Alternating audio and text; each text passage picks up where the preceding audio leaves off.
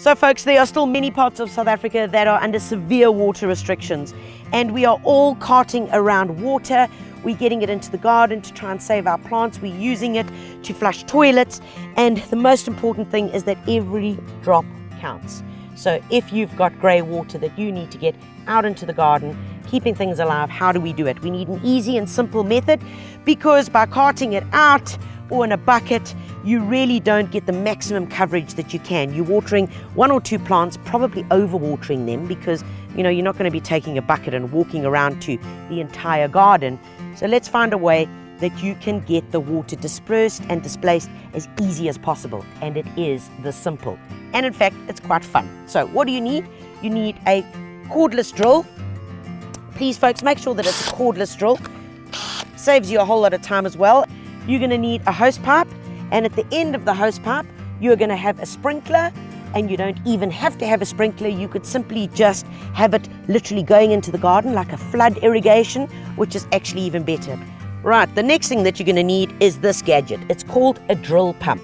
Comes like this with the attachments on either side. So all we're going to do is, where the water part is we take small end of the hose pipe, okay, click it on. End of the hose pipe, pop it into there. This could even be directly into the bath, or it could be even in your sink, Then we're going to take the other end, click it onto there, nice and simple. I'm going to turn this baby around, and then we take our drill and we attach the drill to the end of the shaft over here. Tighten it up nice and tight.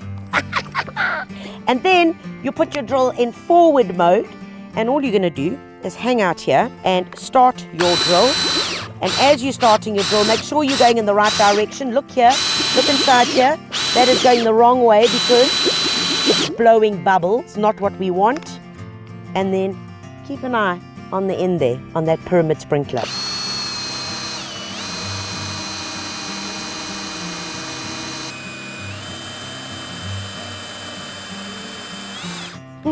So there you have it, folks. This is the drill pump. So simple, anybody can use it. It's safe, it doesn't have electricity, it doesn't have cords, and anyone can get involved in this, and this is the way we should be saving water. So I'm having so much fun, I'm just going to carry on and finish the rest of the water.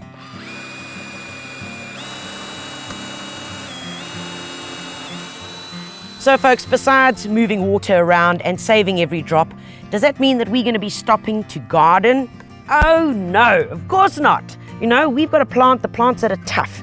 And the one thing I really do believe in incredibly seriously is that if there's a drought, what it does, it sorts out the worst plants from the strong plants. And of course, that's what we want in our gardens. We want plants that are going to give us loads and loads of pleasure. And it's quite a simple philosophy. Minimum effort, maximum reward. Wouldn't that make us happy gardeners? So to go through a few plants, I want to show you what you should be planting in order to get that from your garden. And it's very simple to identify a plant that is going to be incredibly tough and water-wise and drought tolerant. How do we know that? So let's take a look at this lamb's ear. Look at this. It's full of hairs and it's grey foliage. Really important. Grey foliage is your first sign that says this guy is going to be water savings, drought tolerant, and really, really hard to kill. So this is lamb's ear. Hairs. The hairs help to reflect the sunlight. It also stops the water from being absorbed out of the leaves. Plus the hairs also work to deflect any wind so that the wind is not going to drain away all the moisture. So there's hairs and grey leaf, very important. Other plants with grey and with hairs. Here, they're almost spiky. This is a borage. Oh yes, you can see that. Lots of hairs on it, gonna do the job. Another plant with hairs, salvias. Awesome, so we know that it's got the hairs, it's gonna work. The other aspect of any plant that is gonna be incredibly tough is look if it's got a square stem. Do you see that?